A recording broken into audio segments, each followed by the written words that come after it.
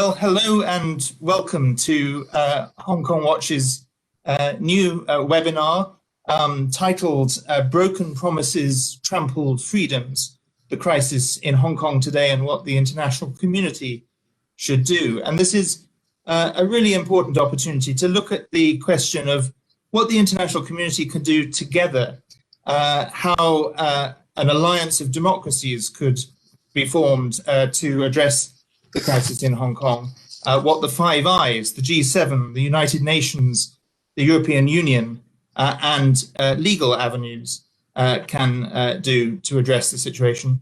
And to help us answer these questions, we are very privileged to have an extremely distinguished panel. It's a pleasure to welcome Lord Owen, who served as the United Kingdom's Foreign Secretary from 1977 to 1979, and of course founded and led the Social Democratic Party. Yanghee Lee joining us from Seoul, who's had a long-standing career in the United Nations, serving most recently and of course sadly very topically this week as the United Nations Special Rapporteur on Human Rights in Myanmar from 2014 to 2020, and chaired before that the Committee on the Rights of the Child at the UN. We're joined from Ireland by John Cushnahan, who I believe is the only politician to have had a political career in both Northern Ireland and the Republic of Ireland, and served as a member of the European Parliament from 1989 to 2004, and as the European Parliament's Rapporteur on Hong Kong from 1997 to 2004. And Baroness Helena Kennedy, one of Britain's and the world's leading human rights lawyers, the director of the International Bar Association's Human Rights Institute, a member of the House of Lords, and the co-chair in the United Kingdom of the Interparliamentary Alliance on China, among many other distinctions. So to our panel, welcome. To our viewers, welcome. I'm, for those of you who don't know me, Benedict Rogers, one of the co-founders and chief executive of Hong Kong Watch. And so let's go straight into this topic. And it's a pleasure to invite Lord Owen to address us first. Lord Owen. Well, of course, people watching will be interested in Hong Kong, but some people will be actually living in Hong Kong. And I would like to say to them in particular, you're in a far, far stronger position now than ever you were when the crisis broke up. And I think one of the reasons is we must constantly remind the world that an international treaty was formed between Deng Xiaoping and Margaret Thatcher. And there is no one who denies that that international treaty is being broken by China and by its president. So I think what is necessary to help you in Hong Kong at the moment is don't get worried if you think you're off the headlines because of other crises, like in Myanmar or elsewhere around the world.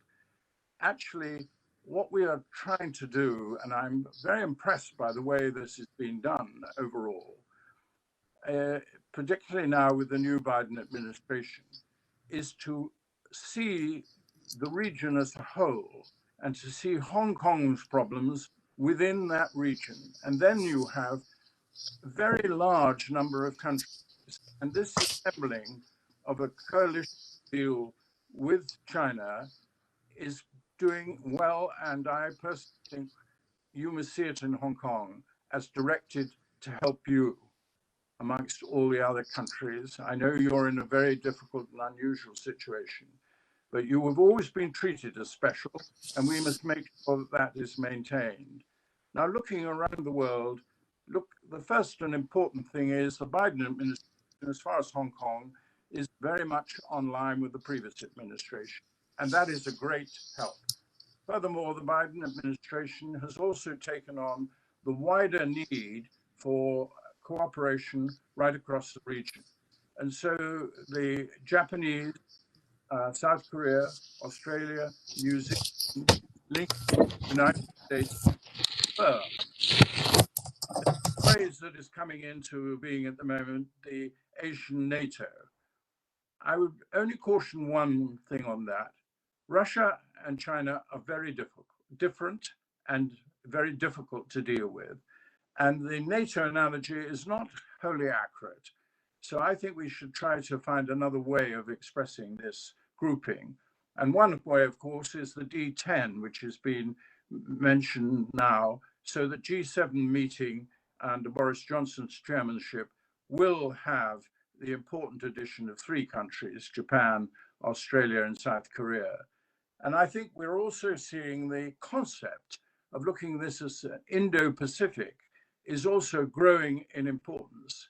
And the more that India is in line and working with it, and that is certainly the case at the moment, then I think this is extremely important. Myanmar represents a very problem. When you look at the map, you see great mountains on the Chinese border, but that is now being opened up with extraordinary skill. So China and Myanmar can get together, and that's one thing we should watch. We should also need to watch Kazakhstan. So my final message is this coalition of people aiming to constrain, not contain in the NATO sense of Russia, but to constrain China. It's a great trading nation. We are going to have to trade together, but the way we trade will now have to reflect security issues that have been raised over 5G, trade distortions. It was very important that the new Treasury Minister in China, in the United States, who was head of the Federal Reserve Bank, Yellen, has made it very clear that she intends to deal with many of the problems, and particularly currency manipulation. So in every area, I'm optimistic. I think Hong Kong, by standing firm and resolute, has been able to assemble a very effective coalition of nations in and around the region. And I'm glad to say the UK government has cooperated fully on that and now sees its security, even its defense policy, with a South Asian tinge. And I do expect to see more naval vessels in the South China Seas. But British responsibility the most is to strengthen NATO, which allows the United States to orientate more to Southeast Asia. Well, Lord Owen, thank you very much for that hopeful overview and opening. It's a pleasure now to turn to Yanghee Lee joining us from Seoul. Yanghee Lee, over to you. Hi, thank you for inviting me. We have been waking up to horrible news almost every day or every week throughout the world. And just recently, we woke up to the news of another coup, which took place in Myanmar. So as you can see, the world is now becoming more and more difficult and more divided. And I was asked to talk about what the UN mechanisms can do, or for that matter, what the UN can do. Well, today is not the right time to ask me that question, because sometime today and the days leading up to today, I kind of wondered, what has the UN done? You know, it has failed over and over. But nevertheless, I will speak about the UN mechanisms. You know, there is a system of treaty bodies where nations or state parties that ratify different human rights treaties, they have to report periodically, and then they will be up for dialogue and receive recommendations and concluding observations from the treaty bodies. But then you also have special procedures mechanisms. Currently, there are 44 thematic mechanisms and 11 country mandates.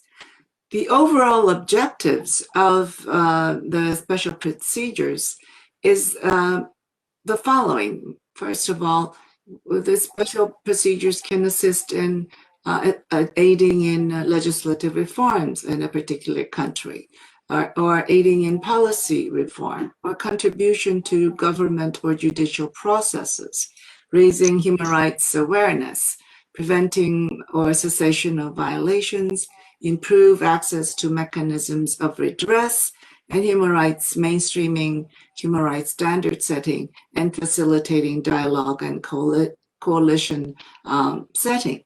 If you look at the situation of Hong Kong, and we see the broader backdrop of China, I can pinpoint about 4 of the aforementioned objectives that can really help for Hong Kong.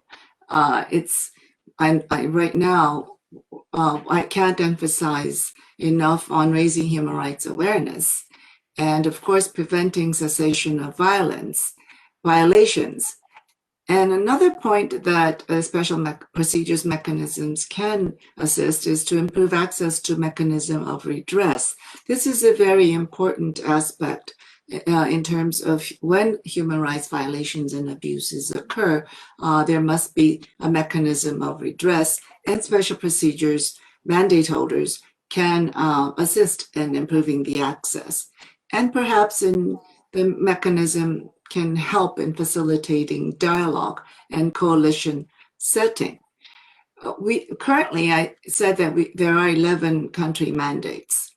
Now, and 44 thematic mandates. I will not go into the different thematic mandates, but one might think that to address and solve issues of a particular country, that you might only need a country mandate.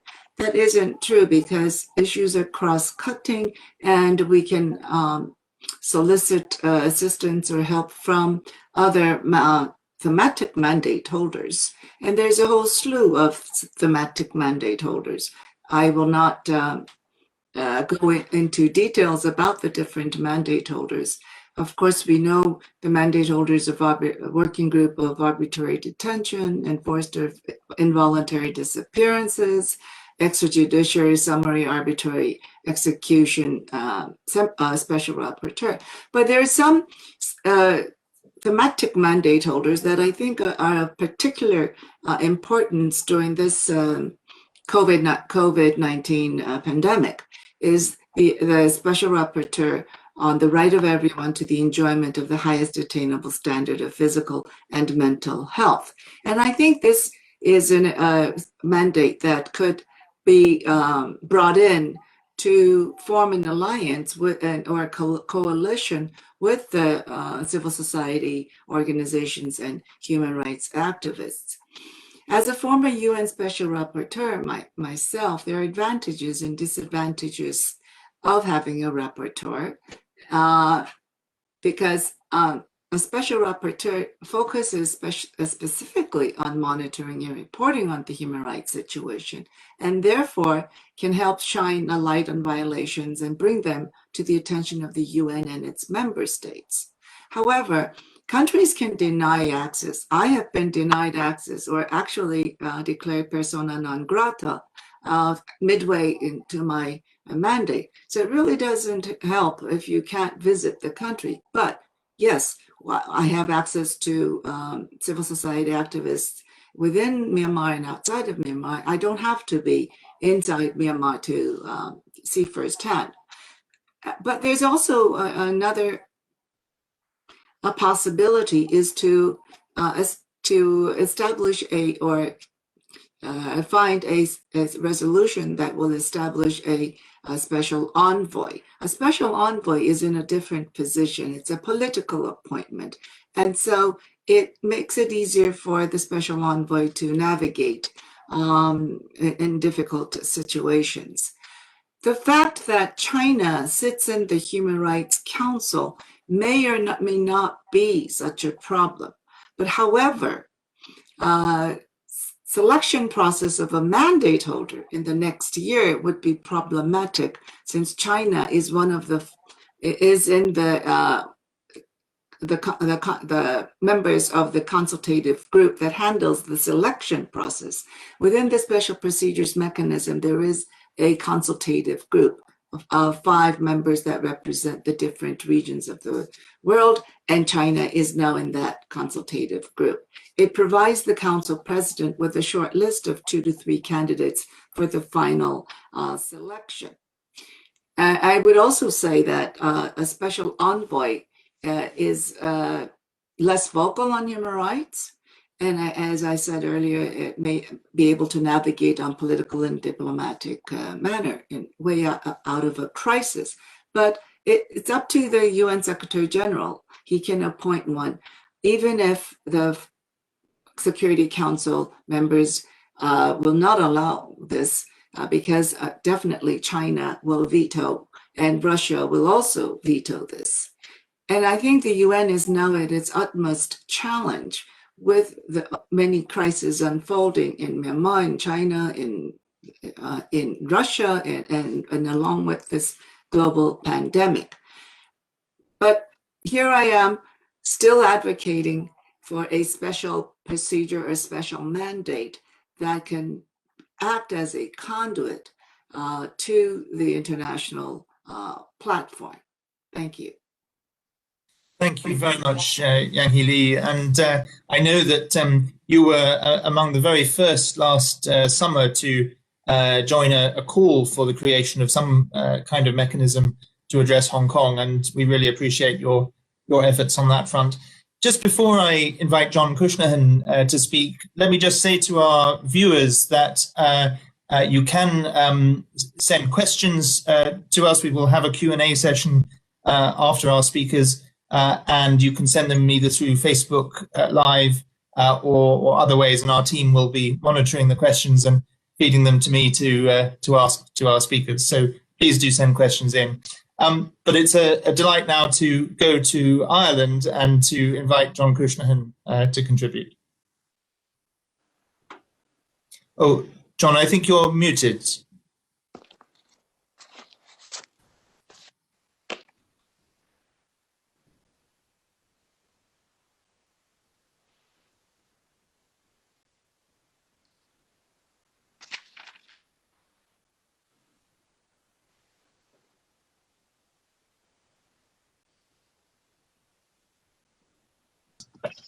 Are we okay now?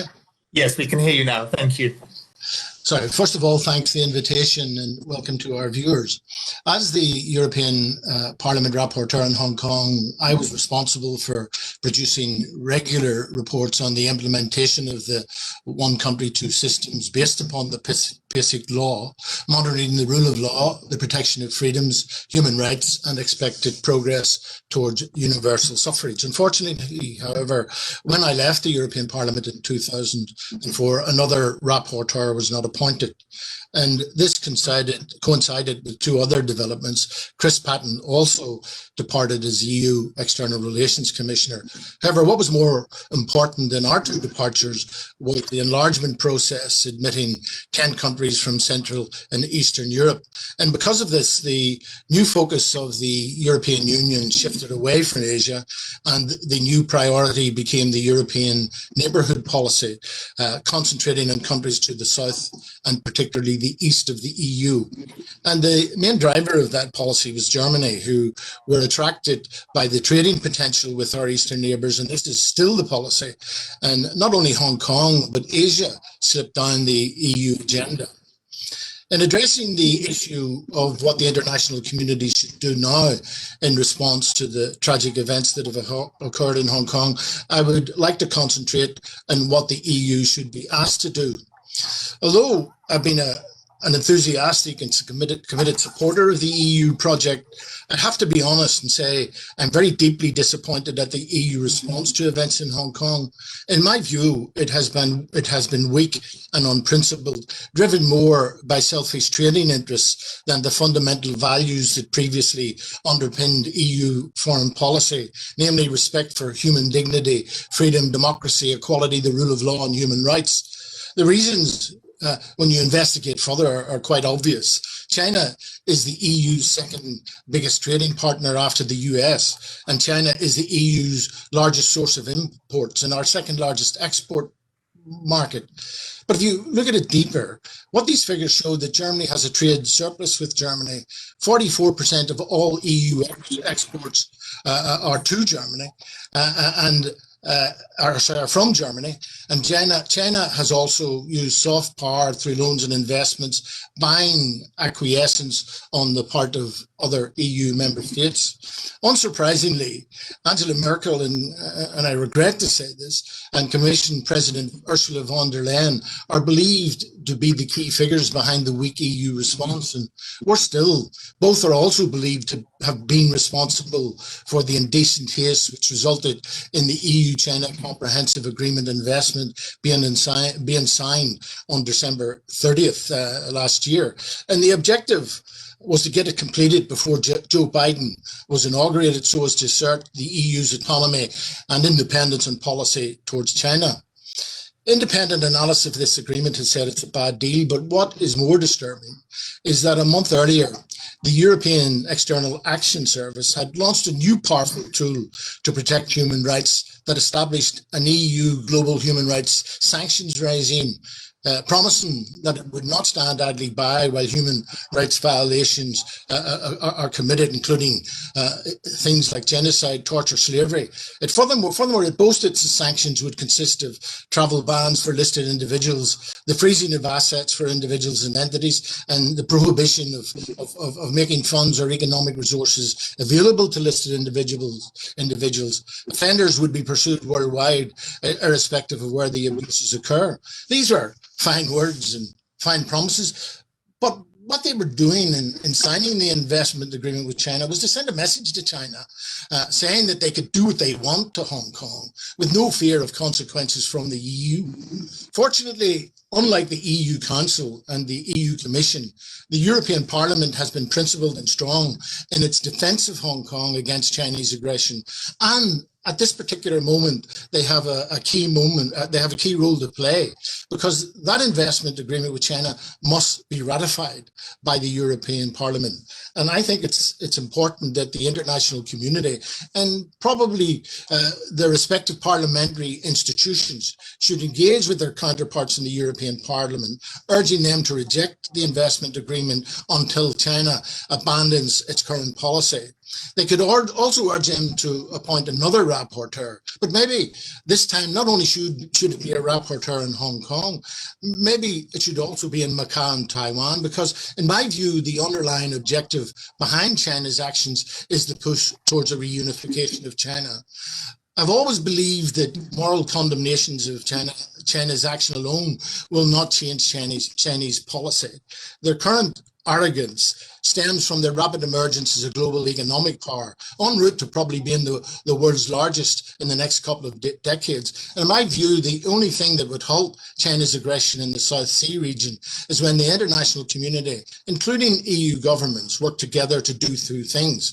Firstly, to impose political and trade sanctions that threatens to undermine China's role as a global economic power. I return to what David said earlier, and I welcome his optimism.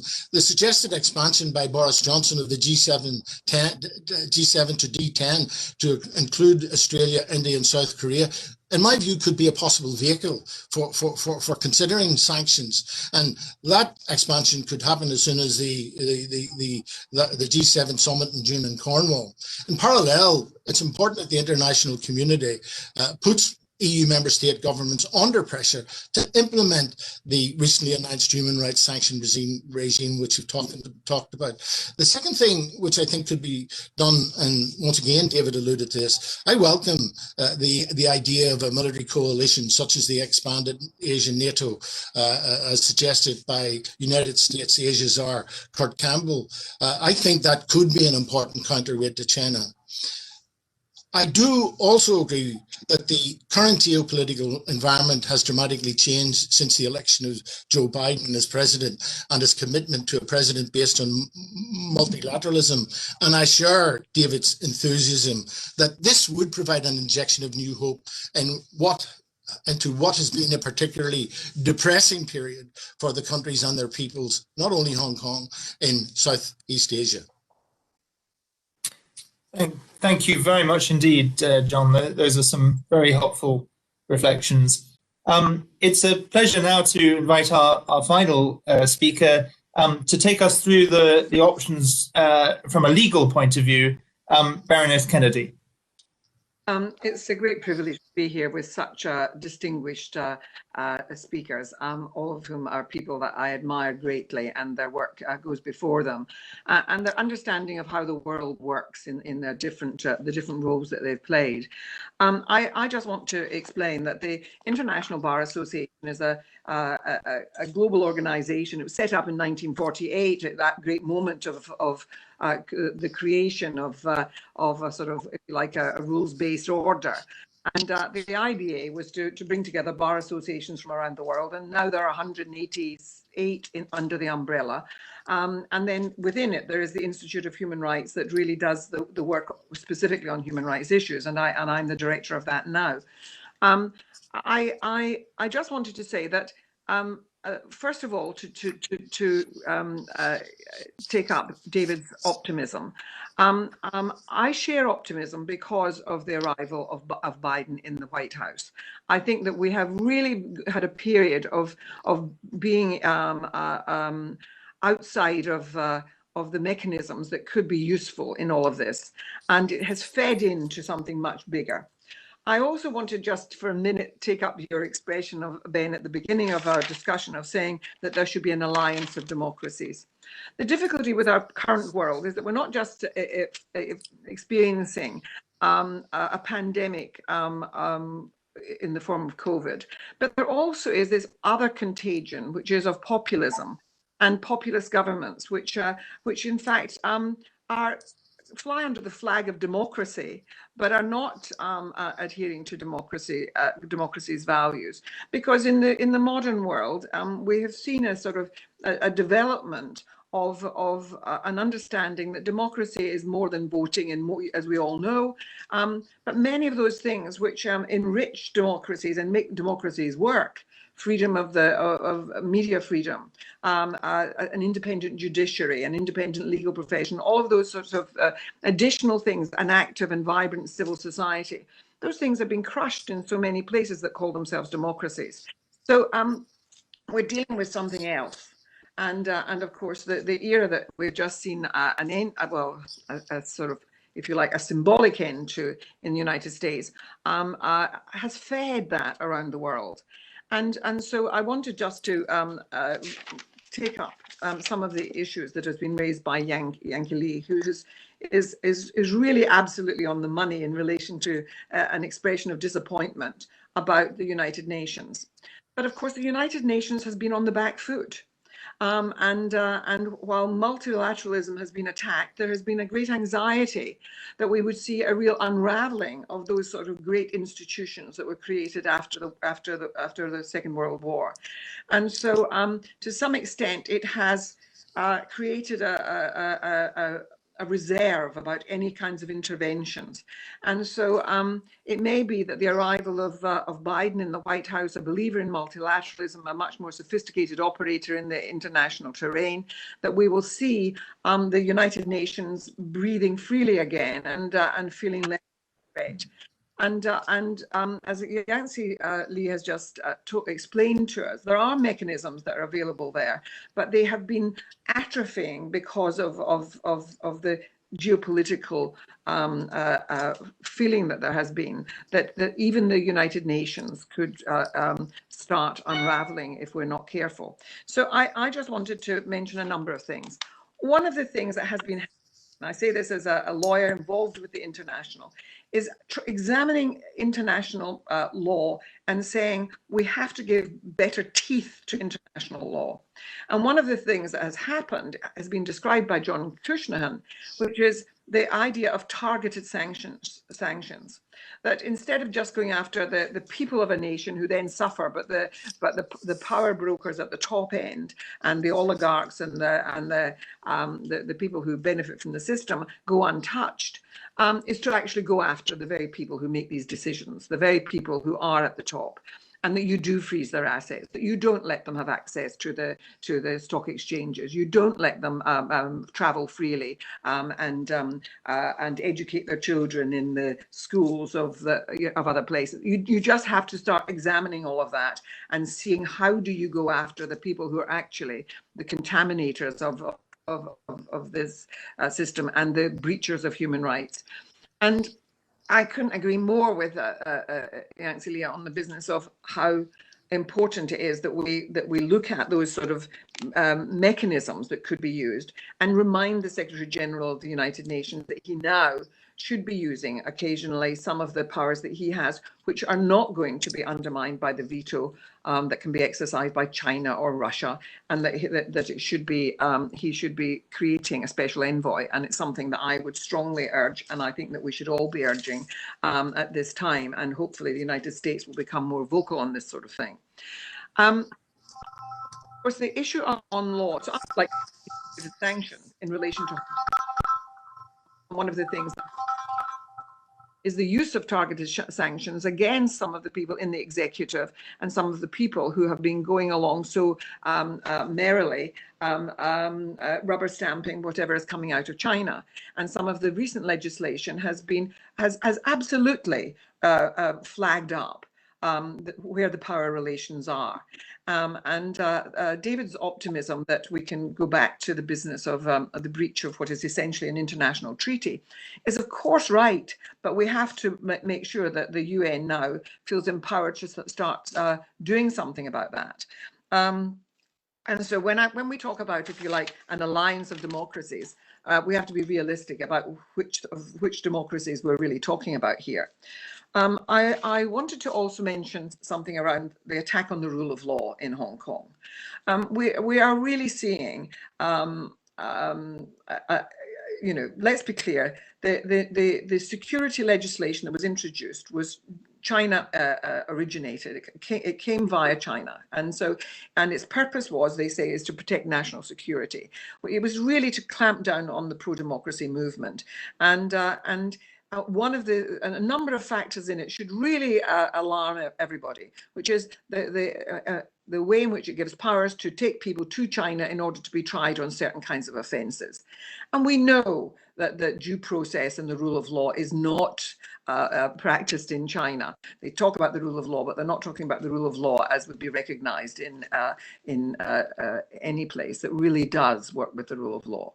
And so the concerns that are being expressed, that you can't even, for example, have interactions often with people outside of Hong Kong, speaking about what your aspirations and so on might be without being accused of being a traitor to Hong Kong. And so many people are now fearful for their futures, and I think that we should be looking carefully at the role that we play as lawyers. And so I recently, and I have no hesitation about saying this, I was very publicly distressed when I saw that one of our distinguished leading Queen's Counsel in the United Kingdom was going out to prosecute in the pro-democracy people who'd been rounded up, including Martin Lee, senior counsel and one of the distinguished figures in Hong Kong, and that he was being used by the Hong Kong executive and undoubtedly their influence on the powers that be to come out and to prosecute those people under some of this new law, and including a prosecution of a leading Jimmy Lai, a leading media owner, who is very much espousing pro-democracy views. And so you see, that's what happens with authoritarians. They go after the media freedom, they go after the rule of law, they go after, and if they don't think that they're going to get the right kind of service from the local bar, then they'll bring in barristers from outside.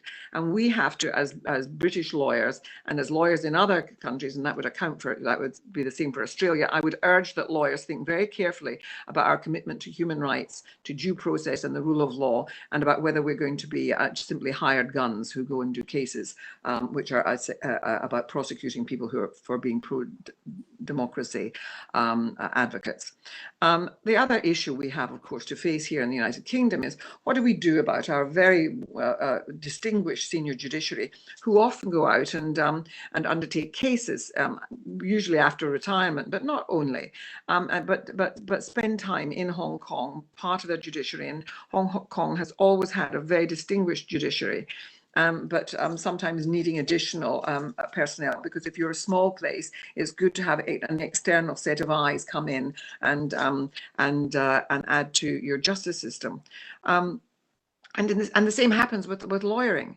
But a point has to come where one says, are we being collusive in something which is actually not following the standards of the rule of law, not following our commitment to protecting human rights, and are we in a way adding a veneer of respectability to it? And so I think those moments are going to come very soon, but all the time I think one has to be analysing that and thinking about whether one does something very active about it. Now let me just mention finally, there are other things you can do about China. And only last night in the House of Lords, we had a vote, and I don't know whether, not last night, the night before, where we had a vote on empowering our courts, the domestic court in Britain, to make a determination as to whether the threshold for genocide has been passed by the Chinese with regard to what they're doing to the Uyghur.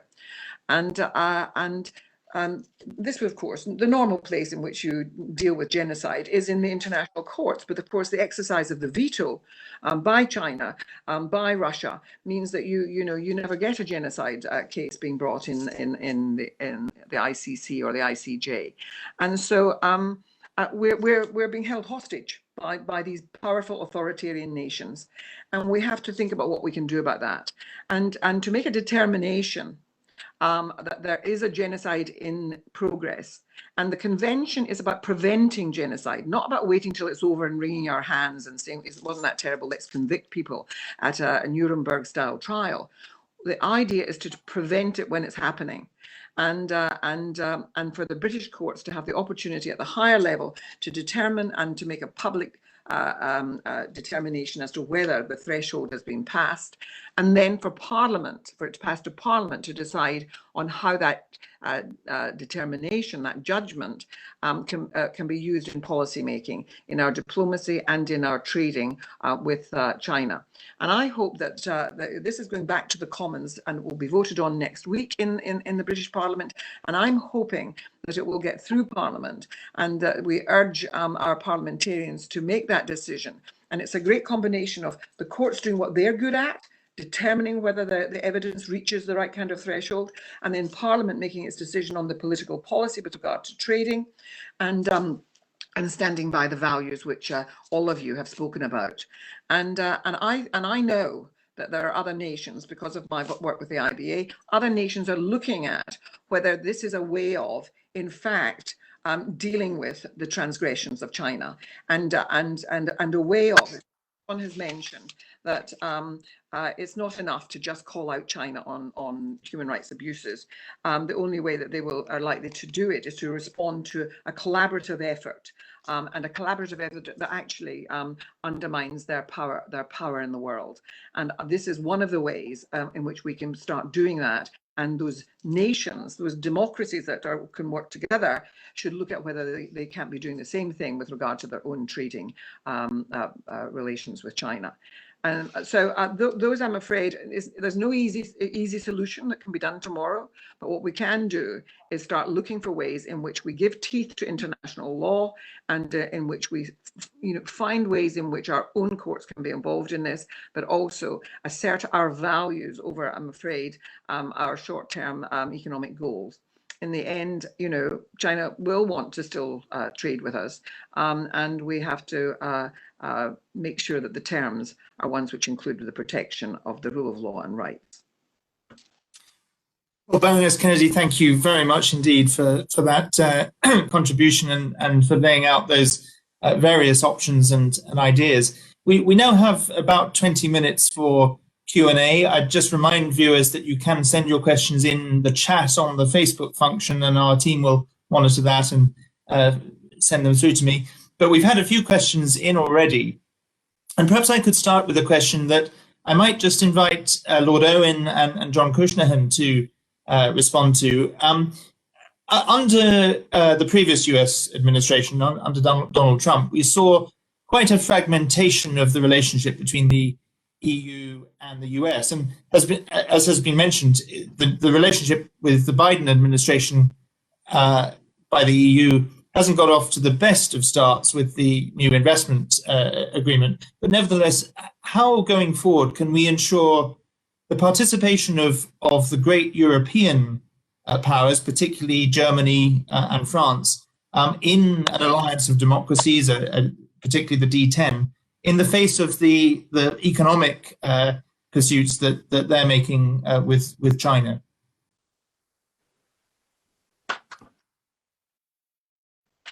Who do you want to? Lord Owen, would you like to go first, please? Yeah. Well, I think it's very important, and I've always believed that although we are no longer in the EU, we are very much Europeans, and so we use these contacts where we work together. France and Britain have worked very well in the United Nations since 1945. Now, it is an accident of history that we have veto power, but it can't be taken away from you because you can veto it. So we will stick together and work very closely. We are working very strongly with Germany and France, of course, in the grouping which is negotiating with Iran. And again, the American administration are going to try and come back into that negotiation. It's not easy, and I don't think we should pin too much hopes on an early admission. I think Iran will say they want them in, but there will be a lot of problems, and the American Congress will take a view on this. And I think you'll find there'll be a lot of American dispute about coming back into Iran without Iran making some more helpful statements. After all, they're enriching uranium very fast, and it's now up to 20%. So I think in all these areas, what I don't want to do is to get into pronouncing what the European Union would do. Where I think we also work together with all the European Union countries, except for Sweden and Finland, but I think it's maybe one more, is in NATO. And NATO is the organization which we have to be very careful about now. We are not paying our way. We have been attacked by three US presidents, Obama, Biden, and by Trump, that we were not paying properly. And now they're going to focus inevitably, and rightly so, on dealing with China. And that has to involve a military expenditure in Southeast Asia and elsewhere. So we have got to make sure that NATO remains strong and resolute. And that is a primary British role of foreign policy. So a lot of our foreign policy coordination with almost all the EU countries will, I think, be seen through NATO, and the real serious regular meetings of the permanent representatives in NATO. And that will replace, if you like, the external foreign affairs policy. So we will be in touch with all EU members. And in that context now in security, we can start to push Hong Kong, because our voice is missing in the EU on Hong Kong, and that was rightly pointed out. But NATO can be, because of this concept of Indo-Pacific and it having a security and a military function, that NATO exchange within the EU can remain as broad as it always was within the EU foreign policy. Thank you very much. John, would you like to comment on this? Oh, sorry, John, you're muted.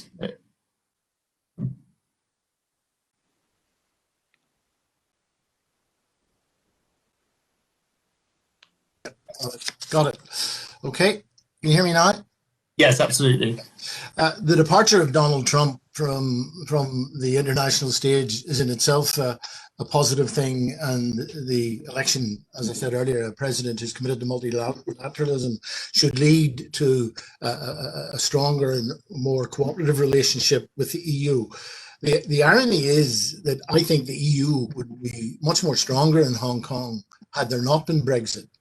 But I still think there's an opportunity for the UK to strengthen action on the part of the EU. There are procedures and processes in the withdrawal agreement. I understand, if I remember right, there's a UK-EU parliamentary structure, and that's one way of influencing developments. And of course, there was a lot of respected EU commissioners, not many of them who dealt with trade, like Chris Patton and what you call Peter Mandelson and so on, and Catherine Ashton. I mean, I wonder if they wrote to the leaders of political groups in the parliament and also the commissioning institution to be much stronger. Would that not be a positive thing? So I think that there are structures in existence and been talked about. The Kurt Campbell proposal for an Asian NATO is one to which EU members of EU member states who are involved in NATO could be part of.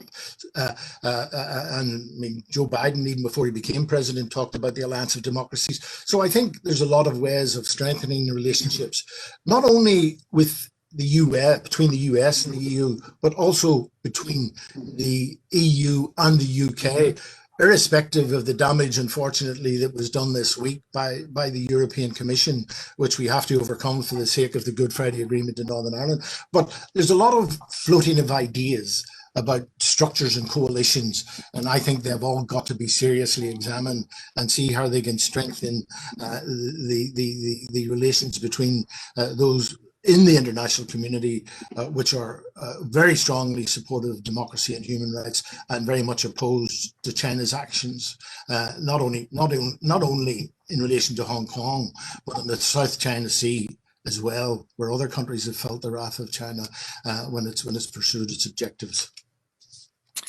Thank you very much. There's a specific question for Baroness Kennedy. I think we're all agreed that there have been several serious breaches of an international treaty, the Sino-British Joint Declaration.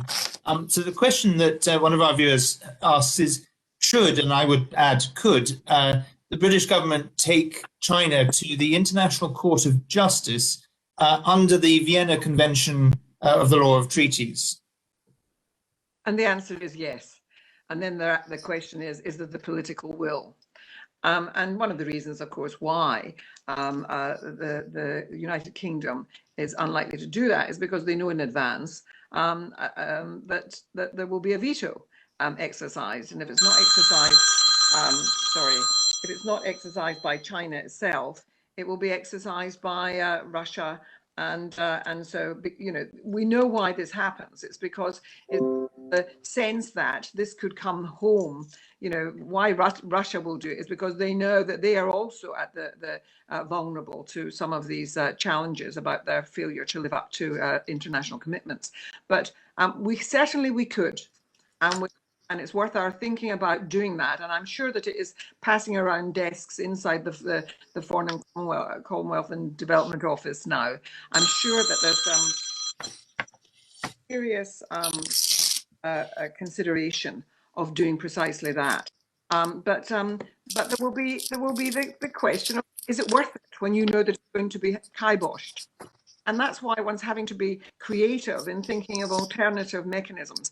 But on that particular treaty failure, I think that Britain steps to take it before an international court of justice.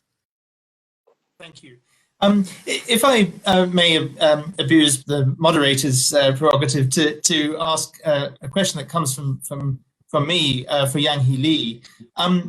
When we've started in a small way to advocate the idea of the creation of a special procedure for Hong Kong or for China as a whole, not a special envoy, but a special procedure through the Human Rights Council, one of the arguments from the British government is that they wouldn't get it because of China's opposition. Is that a valid argument, or is it not the case that if we started to build up momentum and political will and found like-minded countries on the Human Rights Council who are willing to do it, it requires a simple vote, there's no veto at the Human Rights Council. Would you advocate trying to build up that momentum, or is it is it a non-starter because of China's influence? Oh no, absolutely. I would advocate for both mechanisms, the special rapporteur and the special envoy. You will see that it really depends on the personality of the special envoy or what the directions are that's coming from the Secretary General, because they do not tend to be vocal on human rights issues, and you know, they kind of navigate differently than special rapporteurs do. And as you said, Ben, that there is no veto power within the Human Rights Council. So definitely you have to build up the momentum. What I was saying earlier was that in the past this year, with China being on the consultative group, selecting process would not be so easy, and that's the consultative group will be selecting who they will put in the short list. And sometimes the consultative group tends to put, with pressure from different member states, not the best candidates. And even so, when it goes up to the president's decision, sometimes the president will choose somebody who's not on number one, will sometimes choose somebody who's in number 3 list, on the 3rd ranking. So yes, I think we need to build this momentum for a special rapporteur. And as I said earlier, a special envoy can be appointed by the Secretary General if he chooses to. It doesn't have to be approved by the Security Council either. And if I may, while I have the moment, I really think whenever new Secretary Generals come in, they engage in a UN reform, and that's for the management of the UN. Now I think that after 70 some years of the United Nations, the creation is so long that the UN should itself, through by the member states, do a complete reform and see if they are accountable to what the UN Charter says, and especially the Security Council. What is the benefit of the P5s now in this day and age? Maybe eliminate the P5s, which I might be criticized by many, but take a vote. This is we're striving for democracy. Take a majority vote rules, or you can also work through consensus, which I think is the beauty of the United Nations too. Baroness Kennedy, do you want to come in on that? Well, I think that you'll find lots of people will agree with you, Yanghee, that reform of the UN is necessary, and particularly of the Security Council. The problem with that is that because of the Belt and Road policy, many nations now are indebted to China, and really are not going to be voting freely in the way that one would hope was possible. So many of the nations of Africa, Pakistan has been so silent about what's happening to the Uyghur, their own co-religionists in China, because they're so indebted. And so that's one of the real problems, isn't it? That getting reform is going to be hard. This is where the UN has failed. Member states of the UN has failed. They have let China creep up and grow its power because China was the biggest trading partner. And they were the cheapest labor in previous times. Now they're the biggest consumers of world products. And I think this is where the member states of the United Nations collectively failed. Well, I think that if I might intervene, I think you should look at the Peace and Development Trust Fund that was established under the Secretary General. I believe that has developed into a sphere of influence for China with money that is to be very seriously questioned in the UN. And it's much better if the questioning comes from smaller countries and not by the Permanent Five. Thank you. John, yeah. John, you're muted again, unfortunately. Sorry, if I can just add something, it's not only the fault of the UN, it's also the fault of the EU. I mean, 2 other countries which I was deeply involved in was Pakistan, which has just been mentioned, and Sri Lanka. And when I was involved in those countries, the EU was a major player. And really, what seems to have happened, the EU has been replaced by China particularly through the use of its soft power, and the fact also that the EU gives now lower priority than it used to lower priority Asia than it used to. So that has also been a factor. Thank you. We have time just for one final question, and I'd like to ask all our speakers to respond to this, and it really builds on some of what we've just been talking about. There's a piece in the Financial Times today saying that the Rhodium Group estimates that American investors held 1.1 trillion in equity issued by Chinese companies at the end of 2020. Is there anything, in your view, that regulators and governments should be doing to limit the capital flows into Chinese companies that are tied to the Chinese Communist Party or to the People's Liberation Army? Well, the answer to me is yes, but this is very, very difficult to do. It requires, again, considerable coordination. Previously, on these economic questions with a big political element, they were always discussed in G7. Then Russia came into G7 prematurely, and we got used to not having that discussion. Russia's out now, and also some more important economic powers coming in. I think it's very important that India is going to be at the G10 meeting, and also South Korea. So I think that there is real chance. I hope that's put on the agenda of G10, privately, probably, quietly. Thank you. Baroness Kennedy or Yanghee Lee, would you like to comment on that? I'll let Yanghee. Or John?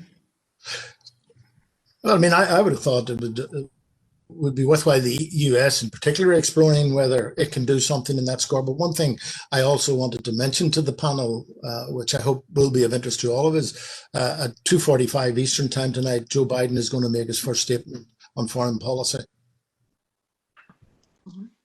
Absolutely. Well, that's certainly something to watch.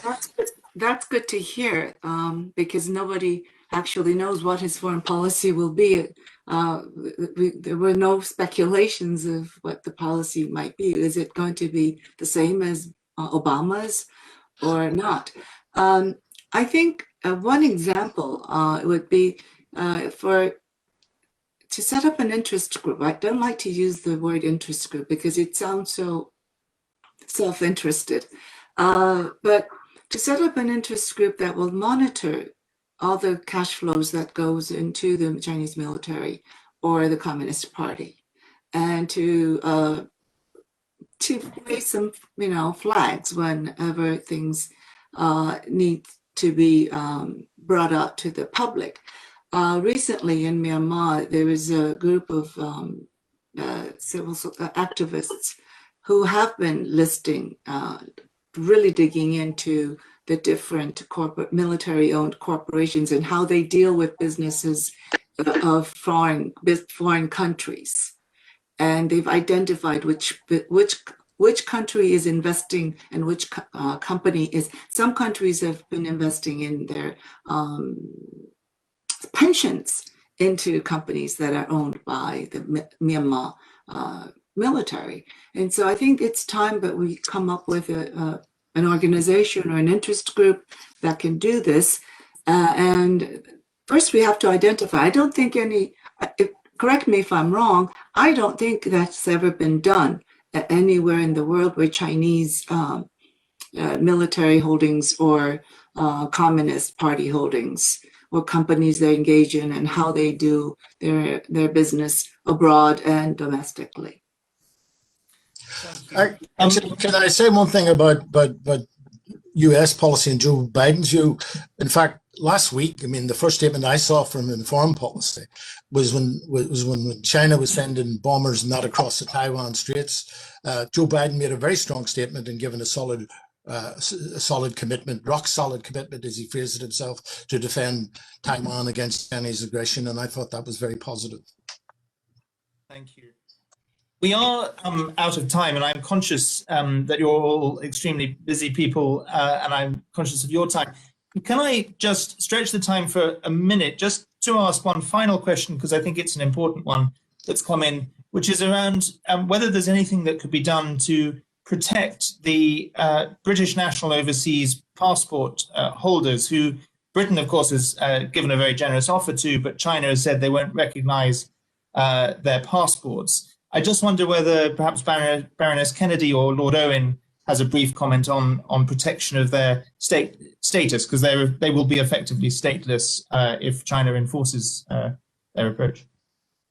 Well, it becomes another test. It becomes another test of the Hong Kong executive, of Carrie Lam, and whether she is prepared to, in fact, assert the rights of people to be able to carry their British identity with pride, and I suspect she won't. And so it is another indicator of where power really lies and how it's creepingly taking control in Hong Kong.